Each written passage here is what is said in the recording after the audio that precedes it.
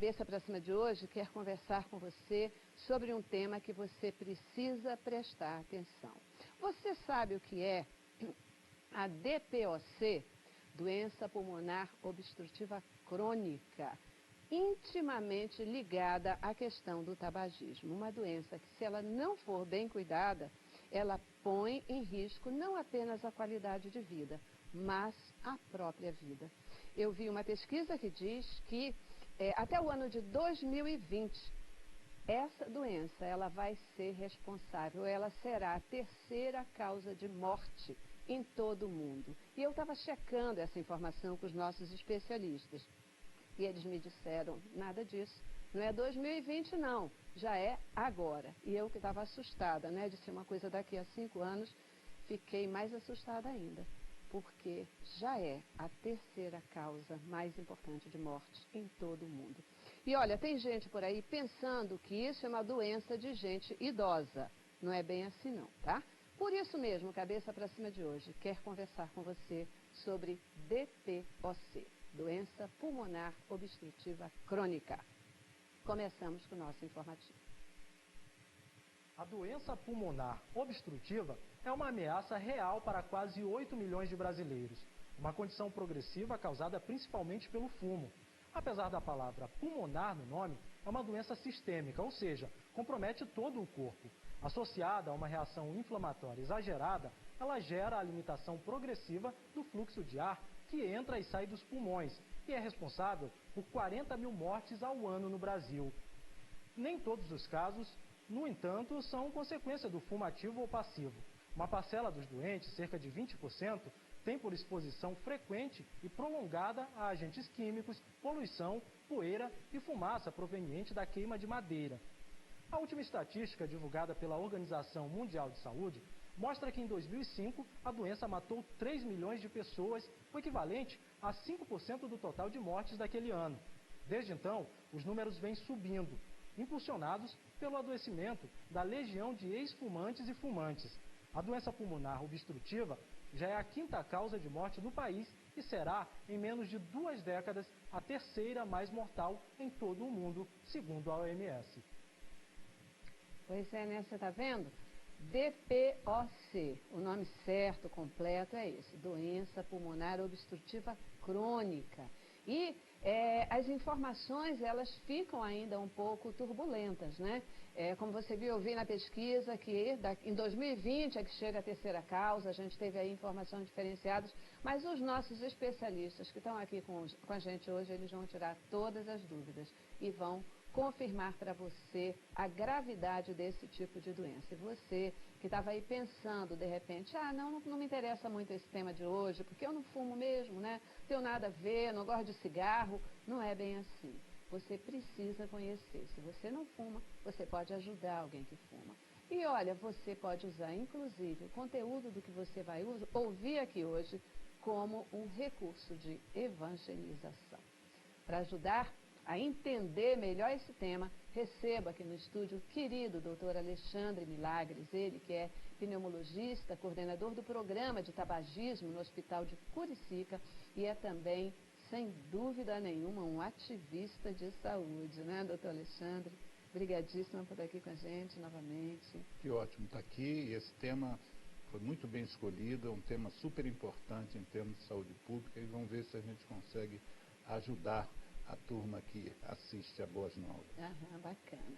Também conosco, Marcos Balieiro. O Marcos, ele é cirurgião torácico do Hospital Federal de Servidores e também ele é oficial médico do Corpo de Bombeiros do Estado do Rio de Janeiro. Muitíssimo obrigada, doutor, por estar aqui com a gente no Cabeça para Cima. Celeste, eu que agradeço a possibilidade da participação, né?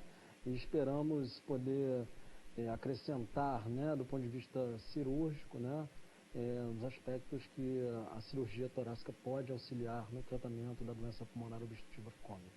Bacana, bacana. E completa o nosso time de hoje a Beatriz Brandão. Beatriz, ela é especialista em fisioterapia respiratória e também ela é coordenadora da Câmara Técnica do CREFITO 2 e ainda é assessora de educação permanente do INCA. Muitíssimo obrigada por estar aqui com a gente. Obrigada pela presença. Eu espero poder contribuir junto às pessoas não só quanto ao tratamento específico direcionado, que a grande parte já conhece, mas por um aspecto muito importante, que é a biomecânica e a associação a comportamentos da vida diária que as pessoas podem adquirir em relação a essa problemática. Bacana. Obrigada pela presença. Muito bom, porque essa questão, né, da gente poder ter mecanismos até preventivos, mecanismos que já vão ajudando a garantir uma qualidade de vida, né? A gente está falando aqui de uma doença que ela é causa de morte, então a gente precisa, todo mundo quer viver mais, né? Mas a gente quer viver bem, porque para viver numa cama, viver cheio de doença, eu pelo menos não quero não, eu prefiro. Eu quero vida e vida com qualidade. Antes de eu começar o nosso debate aqui, o que é o CREFITO? É o Conselho Regional de Fisioterapia e Terapia Ocupacional, que é nosso órgão regulador, que tem várias regiões. Aqui no Rio de Janeiro é o CREFITO 2. E a minha presença aqui, justamente, eu estou na coordenação da Câmara Técnica da especialidade Fisioterapia Respiratória. E o Conselho tem como bem fazer o aporte científico e a fiscalização e a regulamentação relativa a essa situação. Todos nós somos especialistas registrados, evoluímos a formação acadêmica ao doutorado, inclusive, da mesma forma que as demais profissões. Isso aí. Muito bom. Então, o doutor Alexandre muitas vezes tem falado para a gente assim, vocês precisam conversar sobre a doença, a DPOC. Tem que conversar sobre a DPOC. Chegou o dia, doutor? Isso. Chegou o dia, DPOC. Estamos falando aí, embora a gente já tenha dado várias dicas aí, o que é essa doença? Então, ela é uma doença das mais importantes provocadas pelo fumo e das mais importantes em termos de mortalidade das pessoas no planeta, né? Como o informativo já abordou, e você também, ela já é a terceira causa de mortes no planeta, superada apenas pelo infarto do coração, que é a primeira causa, e os acidentes vasculares cerebrais, que são a segunda causa de morte. Caramba. A DPOC, como o nome está dizendo, é uma doença pulmonar, mas, como também o informativo abordou, as consequências maiores elas se dão no pulmão, mas ela é considerada hoje uma doença sistêmica, ela afeta todos os sistemas orgânicos humanos, de coração, de membros, enfim, de cérebro. Ela tem uma participação muito marcada no pulmão, se traduzindo como o principal sintoma sendo a falta de ar e o outro é a tosse produtiva. Na verdade, essa sigla DPOC, ela é uma sigla que a gente tem adotado mais recentemente, porque antigamente a gente marcava duas doenças, enfisema pulmonar e bronquite crônica, sendo o enfisema uma doença mais do finalzinho dos pulmões, nos alvéolos, e a bronquite crônica, como o nome já diz, mais os brônquios. Mas depois chegou-se à conclusão de que todo paciente de enfisema tinha um pouco de bronquite crônica e todo paciente de bronquite crônica tinha também alvéolos afetados, ou seja, caracterizando o enfisema. Juntou-se isso numa sigla, e essa sigla, mas mesmo as duas doenças, enfisema e bronquite crônica, elas são ainda, ao nosso ver, muito pouco conhecidas da população em geral. E por isso, inclusive, que nós propusemos ao presidente da Comissão de Saúde da Câmara de Vereadores do Rio, vereador Carlos Eduardo, a criação de um dia no município do Rio, que é justamente o dia de amanhã, que é o Dia Municipal de Conscientização da DPOC. Para nós é importante que essa doença tenha visibilidade, justamente porque pelo que a gente acabou de dizer, né? Como é que uma doença que é responsável, terceira pela mortalidade no planeta, as pessoas não conhecerem? Verdade. Hoje a gente tem tantos dias, né, aí para chamar a atenção de tantas outras doenças, uma doença com essa importância realmente merece ter um dia. E não deveria nem ser um dia municipal, deveria ser um dia nacional mesmo, né? Mas esse programa tem repercussão nacional. Isso aí. A gente vai transformar isso numa questão nacional. O que a DPOC tem, ou qual a relação dela, por exemplo, com a pneumonia? A gente tem visto, né? Hoje é tão comum, tão frequente a gente se deparar com pessoas com pneumonia. Novamente, tem alguma relação a DPOC? Celeste, bastante, né? Porque como o Alexandre já expôs, né, pela exposição, né, a todos esses fatores, né, principalmente ao tabaco, mas também aos agentes poluentes, né, encontrados na nossa atmosfera, é gerado um dano estrutural pulmonar importante. Então, toda a citoarquitetura do pulmão, né, e toda a histologia pulmonar fica alterada. Então, o clearance de secreções, porque continuamente, né, as nossas células pulmonares estão produzindo muco, né, a gente aspira pequenas partículas e essas partículas, né, pelas células, elas são colocadas para fora, né, através dos cílios, né, tem um movimento de varredura dessas pequenas sujidades e impurezas, e à medida que esse dano estrutural pulmonar vai ocorrendo, você vai perdendo esses mecanismos fisiológicos de limpeza pulmonar, e aí você passa a ter retenção de secreção, né? E aí com a retenção de secreção você passa a ter proliferação bacteriana, né? Porque a nossa via aérea ela é habitada, né? Ela é populada por bactérias, né? E à medida que há, né, com esse dano estrutural, um aumento dessa proliferação bacteriana, o paciente com a doença pulmonar obstrutiva crônica fica mais sujeito, né, a infecções recorrentes. Isso realmente é uma problemática importante na vida dessas pessoas. E se a gente lembrar, Celeste, que a DPOC é a terceira causa de morte no mundo e a pneumonia é a quarta. Uau! Ou seja, as duas doenças não só estão embrincadas do ponto de vista da hierarquia, mas do ponto de vista realmente do impacto em cima da sociedade. A gente está falando, né, assim, intimamente ligado ao tabagismo, mas também vocês têm falado aí na questão dos agentes poluentes. E, Beatriz, assim, né, a gente fica falando nessa questão da respiração, uma via também de acesso de agentes poluentes, porque eu fico pensando na quantidade de carros, isso também é um fator, essa poluição do planeta, isso também é um agente que pode agravar a DPOC? Não só agrava, como pode ser um fator quase que causal, contribuindo para o restante. Tanto a poluição ambiental, os níveis de insalubridade nos determinados locais de trabalho, que a maioria não tem, independente de fiscalizações, às vezes acaba sendo inviável por conta da poluição de uma série de coisas. E aí a gente associa o tabagismo, nós temos peritos aqui, eu trabalho no INCA, e a gente sabe que o tabagismo tem que ser controlado, já foi controlado sim, mas existe um percentual ainda de fumantes, as pessoas não sabem o esclarecimento legal, que você pode, tecnicamente, fumar em espaço aberto, mas já existe uma legislação que proíbe, se você estiver na rua e houver uma pessoa incomodada, ela pode pedir a você que apague o cigarro, porque foi aprovada já uma lei recentemente, só que a maioria da população desconhece essa legislação e cria situações conflitantes, né, de colocar. E no que tange a DPOC, há uma importância muito grande, não só da prevenção, quanto na habilitação em relação. Falando-se em pneumonia e no que o Alexandre colocou, a relação toda existe no hábito de vida em relação ao tabagismo, à poluição, porque existem medidas que podem ser tomadas para melhorar essa poluição. E do ponto de vista de hábito da pessoa, o seu hábito postural, o seu hábito de alimentação e a parte que me traz, uma das partes que me trazem aqui, que é a parte de biomecânica. A maioria da população, eu diria que 70% a 80% não respira de forma correta. E a poluição, então, agrava e faz que desencadeie mecanismos errôneos, né? E levam a crises, e no caso do DPOC, cada vez mais aumentar a cronicidade, a agudização, a quadros infecciosos, etc., e evoluindo, como todos sabem, até UTI ou a cronicidade específica, né? Perfeito.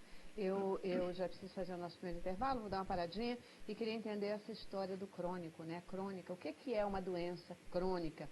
Parece um negocinho que não acaba nunca, que não tem cura, sei lá. Entender um pouquinho de vocês o que é essa questão do crônico e também como é que a gente pode diagnosticar a DPOC. Mas antes, eu não quero perder o gancho do que você disse, porque eu acho que uma informação importantíssima sobre essa do fumo. A liberdade do outro termina onde começa o meu direito, né? E e vice-versa. Então as pessoas às vezes dizem assim, não, mas peraí, eu estou aqui na rua, tenho o direito de fumar, aqui eu não estou em ambiente fechado. Mas acontece que a gente não tem jeito, a gente vai ter que fumar junto, né? Outro dia eu estava caminhando na praia com a minha irmã e era um negócio assim horrível, porque a gente estava caminhando e tinha alguém à nossa frente caminhando e fumando. E o cheiro de cigarro era insuportável. A gente ainda comentou para ver se a pessoa parava, mas não, então a gente teve que andar mais rápido para poder passar na frente, para deixar aquele fedor ir para trás, né? Porque a pessoa não se mancava. Bom saber que a gente tem direito de pedir para apagar e a pessoa tem a obrigação de apagar sim, né? Vou para o intervalo e a gente volta já já. Vamos lá.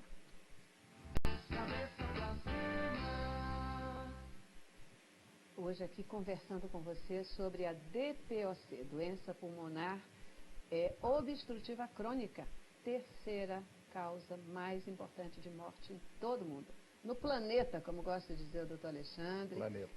No planeta, isso dá direto nessa dimensão do que é esse negócio. O que é uma doença crônica? O obstrutivo a gente tem mais clareza, né? Mas o que é uma doença crônica? A doença crônica, ela diferencia da aguda pelo fato de que, via de regra, quando você chama uma doença de crônica, ela é para o resto da sua vida. Então, a Organização Mundial de Saúde hoje está definindo uma das definições, dois tipos de doenças. As doenças infecciosas, e essas doenças infecciosas podem ser pneumonias, tuberculose, infecção pelo vírus HIV, e as chamadas doenças crônicas não transmissíveis, para diferenciar bem da infecciosa. E aí você insere, por exemplo, o diabetes, que é uma doença crônica, uma vez que o indivíduo desenvolva, mude o status dele clínico de não diabético para diabético, ele a partir desse momento tem uma doença crônica que ele vai ter que aprender a conviver. As dislipidemias em geral, colesterol alto, triglicerídeo alto, são, a partir do momento que o seu colesterol ficou alto, via de regra, você vai ter que atentar para esse detalhe bastante tempo. Mas existem outras doenças que não têm essa característica de perenidade. Por exemplo, as doenças neoplásicas, os cânceres, que são importantes do ponto de vista do impacto sanitário, né? Adoece muita gente, mata muita gente ainda, mas são doenças que podem ser curadas. Mas mesmo assim elas estão inseridas dentro do capítulo das doenças crônicas não transmissíveis, que você não passa o diabetes para uma outra pessoa pelo ar, pela tosse, pelo sangue. E a DPOC, ela diferencia de uma outra doença obstrutiva pulmonar, que é a asma, que a gente também chama de bronquite, via de regra de bronquite alérgica. Por que ela saiu do capítulo da DPOC? Porque há pacientes que superam a asma e às vezes essa doença não se cronifica. Há pessoas que dizem que tiveram asma na infância, bronquite alérgica na infância, mas numa fase adulta, às vezes uma menina depois de menstruar, ou uma mulher já mais velha depois de entrar na menopausa, às vezes param de ter aqueles sintomas de asma, aquele chiado no peito, e se tornam pessoas praticamente com uma capacidade como se nunca tivessem tido asma. Por isso que ela saiu do bloco junto do enfisema e da bronquite crônica. A bronquite crônica, uma vez você desenvolvendo e o enfisema, vamos ter que acompanhar para o resto da vida. A boa notícia sempre, de quando a gente fala de uma questão de uma doença crônica, como a gente está falando aqui agora, é que ela pode, uma vez adquirida, acabou, vai ser para o resto da vida. Mas o grande lance é tratar, né? É prevenir. Se você vai prevenindo, se você vai tratando, você vai conseguir ter uma qualidade de vida bacana, não é isso? E não vai morrer disso, vai morrer de outra coisa. O melhor, em cima disso que você está dizendo, o melhor é você prevenir. Mas uma vez que você tenha desenvolvido a doença, o ideal é você descobri-la logo. O diagnóstico precoce é fundamental, porque você interrompe todos os agressores na medida do possível, e como o DPOC 80% é o fumo, você descobrindo a DPOC logo, você pode, parando de fumar também imediatamente, você pode não ter todas as consequências nefastas da doença. E, Celeste, eu acho que você tocou num ponto muito interessante, que é a nomenclatura, né? Crônica. Isso gera um estigma social importante para o paciente, né?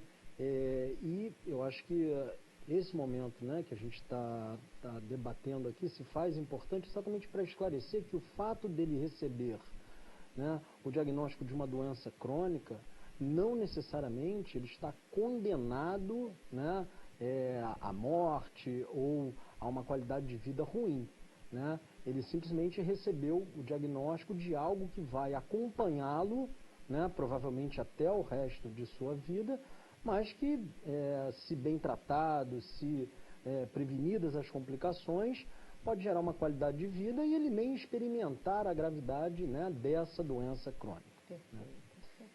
E apanhando a sequência daqui, que eu acho importante, eu acho que é um trabalho essencialmente multidisciplinar, e essa convivência que o colega colocou da cronicidade que nós lidamos no dia a dia, primeiro é a conscientização psicológica da pessoa, da família, independente de nós não sermos psicólogos, né?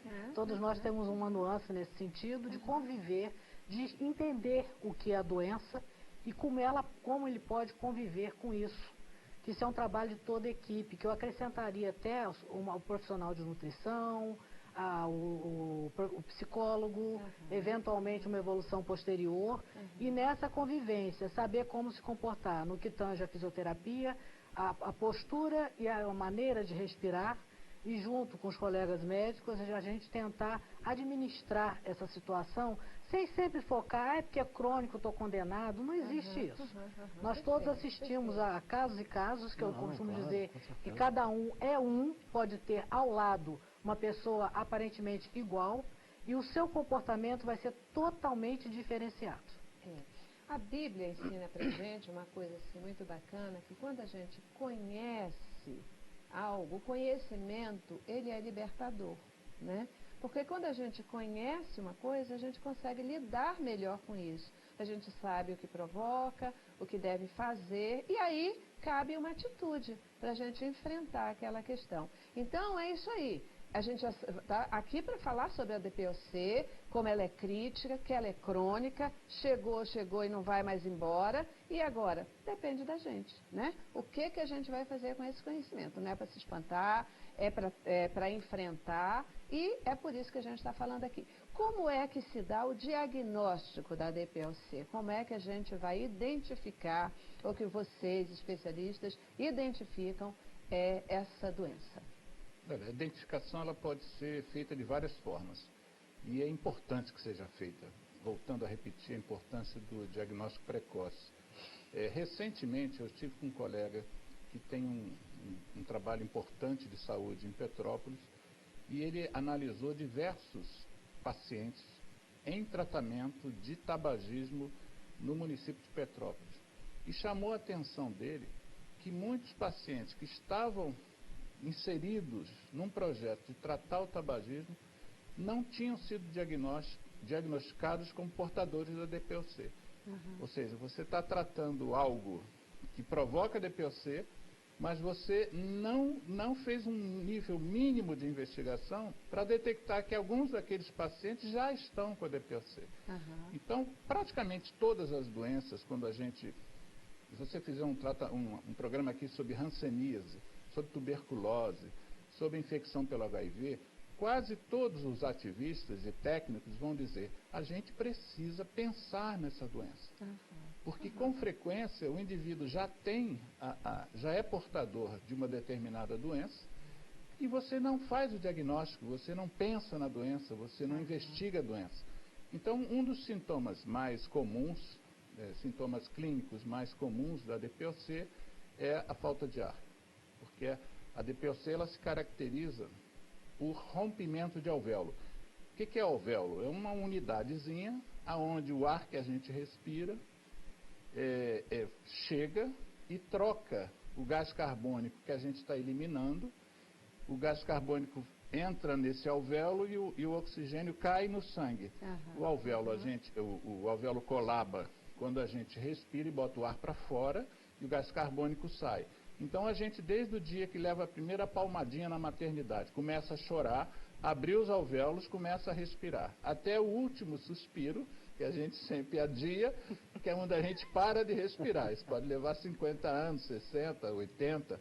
A gente não para desse ciclo. Inspira oxigênio, elimina gás carbônico. O enfisema se caracteriza por uma alteração nesses alvéolos, que nós temos nos pulmões 300 milhões de alvéolos. É lindo quando você estuda a fisiologia respiratória, um negócio, a natureza é perfeita, né? A gente atrapalha muito, a gente faz tudo para ela dar errado, mas a natureza é perfeita. Se você abrir cada alvéolo pulmonar e estender aqui nesse estúdio, não vai caber a metragem da soma dos alvéolos. Uau. É entre 70 e 100 metros quadrados. É como se fosse a analogia que a gente faz é com uma quadra de tênis. Vai caber nesse estúdio, tá? Ela cabe juntando, cabe, mas é uma quadra de tênis, a superfície de troca gasosa que a gente tem. Então, por isso que a gente fuma, às vezes, durante 30, 40, 50 anos, e ainda consegue continuar fumando ou respirando, porque a gente vai rompendo o alvéolo, mas são 300 milhões de alvéolos. O que você não pode é descobrir que você rompeu a metade desses alvéolos aos 70 anos e até lá você não fez nada. Você começou a romper lá com 30 ou 40, os primeiros alvéolos, e se você ali detectasse, você está rompendo o alvéolo, porque não são todas as pessoas que fumam que têm essa característica de destruir alvéolo. E não são só as pessoas que fumam, né? Nem Não. são todas, nem são só as pessoas que fumam. Isso. Que tem essa característica. O senhor estava falando e eu fiquei pensando aqui alguma coisa que representasse os alvéolos. Eu estava lembrando do filtro de óleo do carro, né? Que a gente coloca lá e tem que trocar sempre, porque ele vai pegando a sujeira do ambiente, garantindo que quando ele começa a ficar muito preto, tem que trocar, porque senão o carro vai. E a melhor representação para o alvéolo, propriamente dita, é a uva. Aquele cacho de uva, aquele talo seria o brônquio e a uva seria o alvéolo. Então, quando a gente rompe uma uva aquela uva não se regenera. Certo. Mas também não precisa a pessoa se aterrorizar, porque tem 300 milhões de uvas para a gente romper. O ideal é que a gente não tente fazer isso, porque consegue. Então, a gente falou que um dos sintomas é essa questão da respiração, né? Dificuldade de respiração. Mas tem algum outro sintoma? Claro, os pacientes, né, muitas das vezes apresentam tosse, né, e tosse produtiva, né. Tosse produtiva é o quê?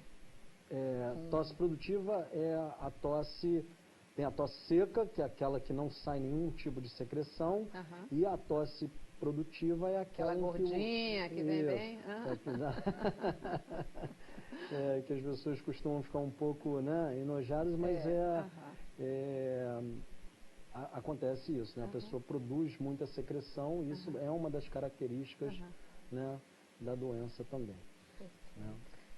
E ainda existe o cansaço, que na verdade tem correlação com os descritos antes, mas que é muito importante que nós lidamos no dia a dia para saber o que está originando, como o Alexandre colocou, o que está originando o cansaço, né? E aí eu digo que há uma participação de toda a equipe.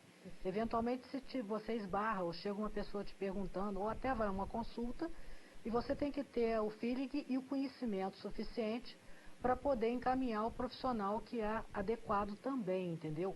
Ou fazer o seu tratamento dentro das possibilidades. E na sintomatologia, o cansaço é uma coisa muito interrogativa, aspas, né?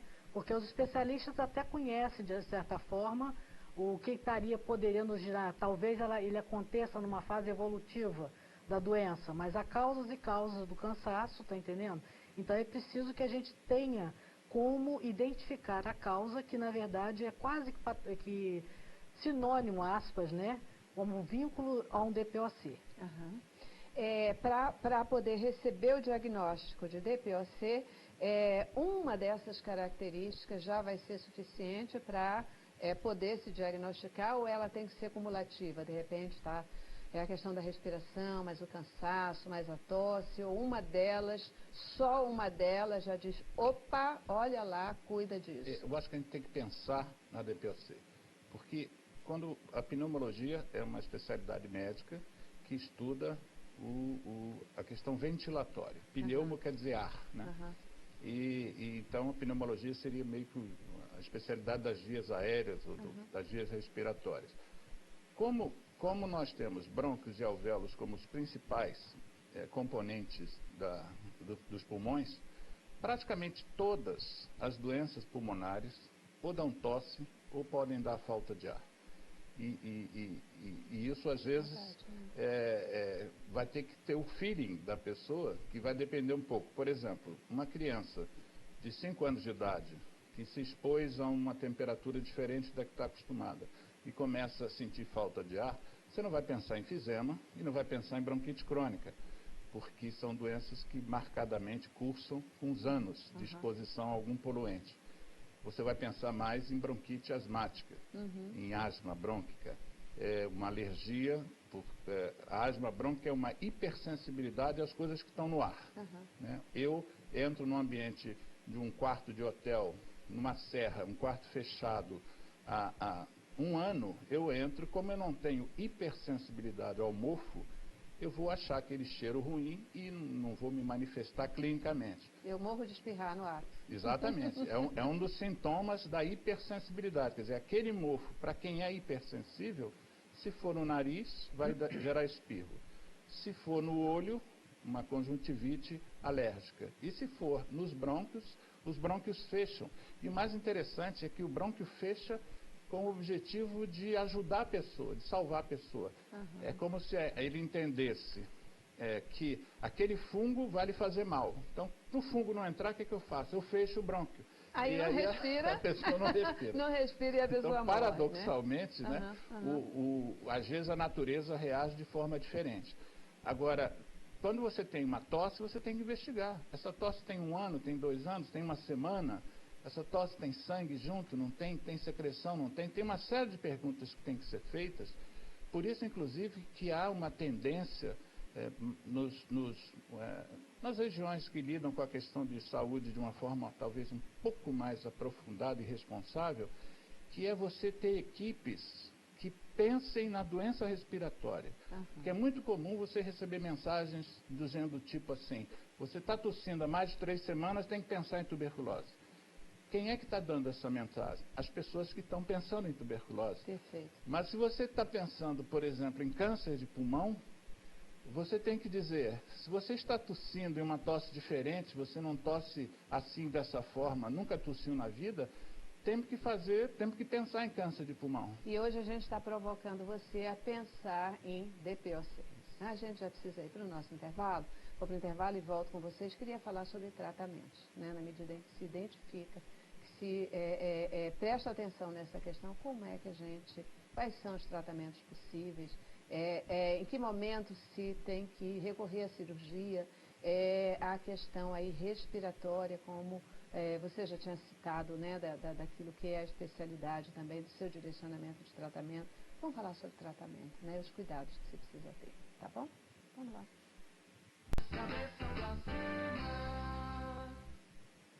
Isso aí, gente, falando hoje sobre a DPOC, né? Você já entendeu a gravidade da questão, ou melhor, a importância da questão. Eu acho melhor falar da importância do que da gravidade, né?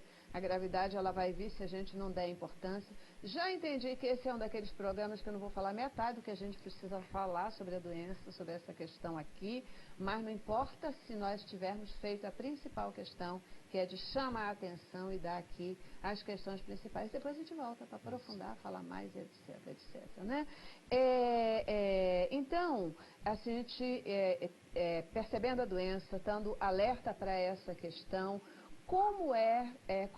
quais são os instrumentos ou mecanismos de se fazer o diagnóstico dessa doença? Quais são os exames? Tem vacina para ela? Sem a gente se estender muito, via de regra, o raio-x de tórax, uma radiografia dos pulmões, eventualmente uma tomografia computadorizada para ter uma visão mais detalhada e uma medição da capacidade respiratória da pessoa, que se chama espirometria, que a gente costuma chamar de prova de função respiratória. Perfeito. Diferencia do teste ergométrico, que é mais para ver o coração, que faz numa esteira, Normalmente, a prova de função respiratória são medidas de sopro.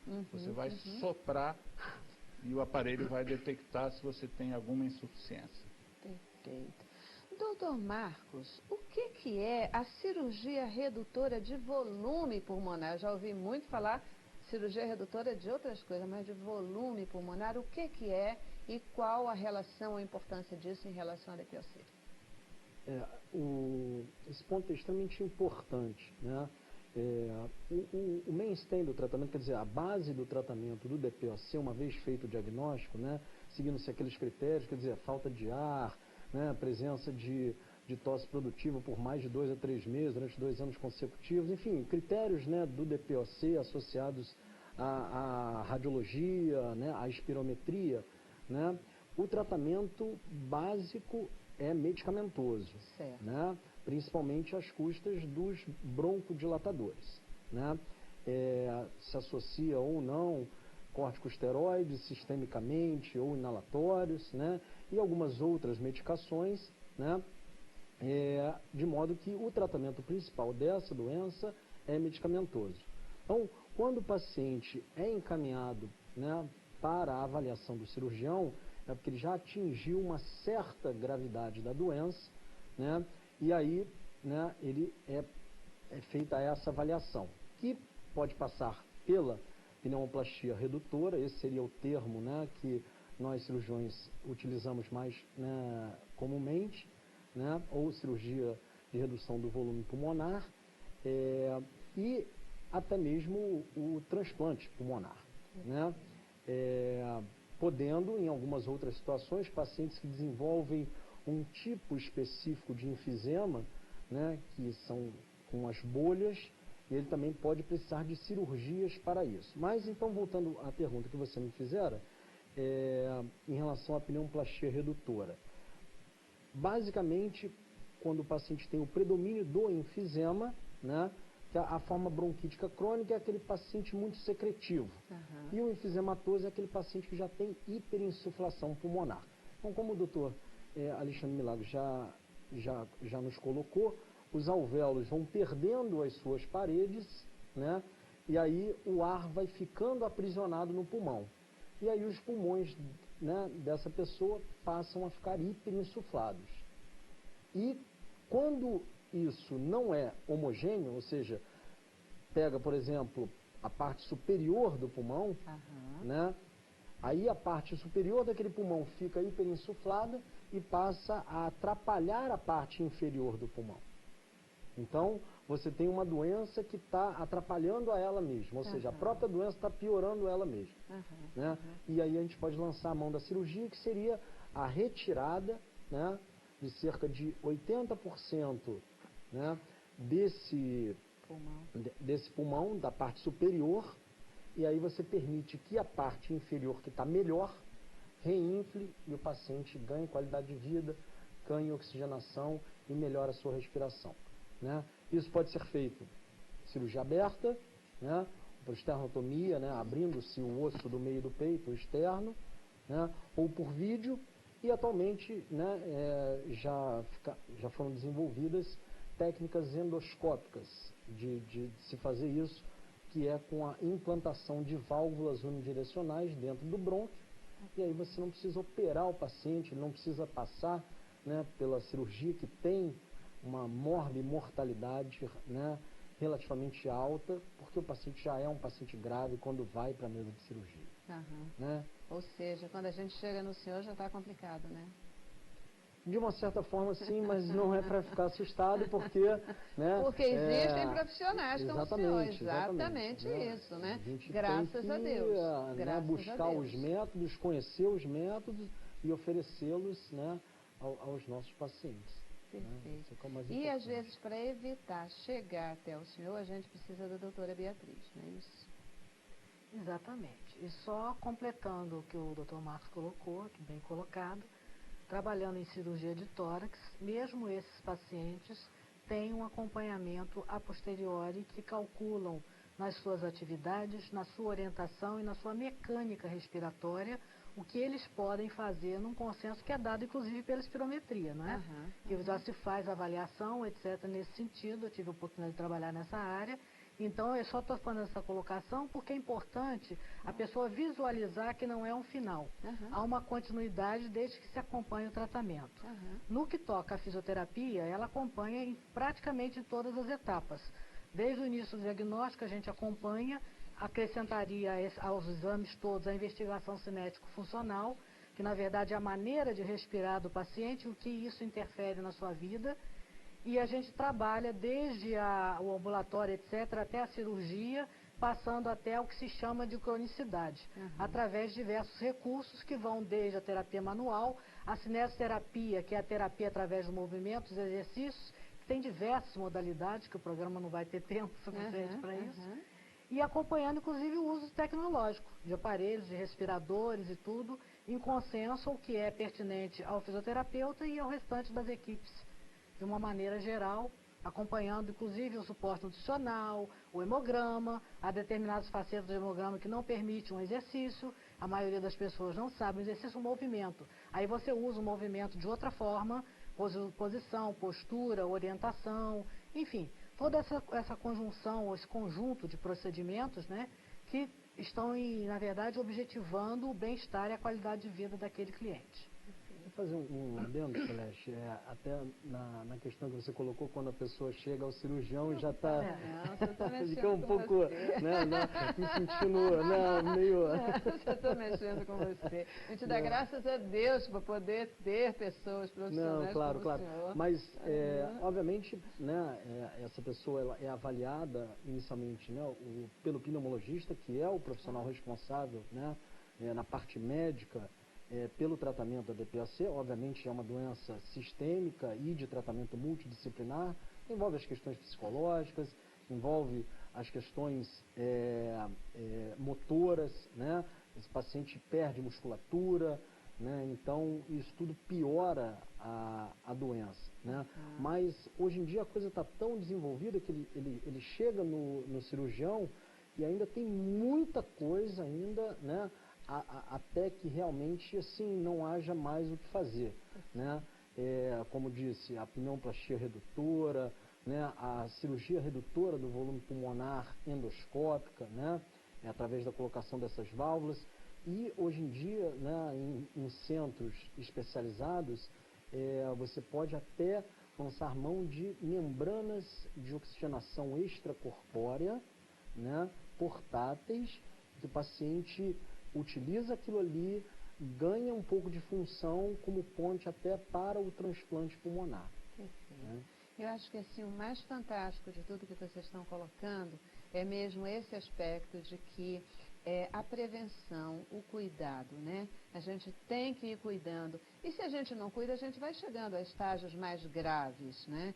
E Deus é tão bom que Ele desenvolve pessoas profissionais, capacita profissionais para que possam enfrentar mesmo essa gravidade da situação e nos dá e dá às pessoas mais qualidade de vida. Afinal de contas, o que se busca é qualidade de vida, né? Não fica chateado comigo não, brincadeira mesmo, provocação, tá? É porque ninguém gosta de cirurgia, claro. Mas a gente só chega lá, o doente só vai chegar lá se de repente, muitas vezes, ele até não se cuidou, às vezes até se cuidou, mas não teve jeito e chega, e graças a Deus, a tecnologia e pessoas se dedicam a isso para poder vencer todas essas barreiras, né? Gente, eu já preciso ir para o nosso último intervalo, eu vou para o intervalo e volto, e eu ainda queria tratar de uma coisinha com vocês, essa história que todo mundo diz que o DPOC é doença de idoso, é isso mesmo? Ou o pessoal está enganado e deixando para lá, porque diz, não, é melhor não me preocupar agora, porque isso só quando ficar velho, tá? Vou para o intervalo.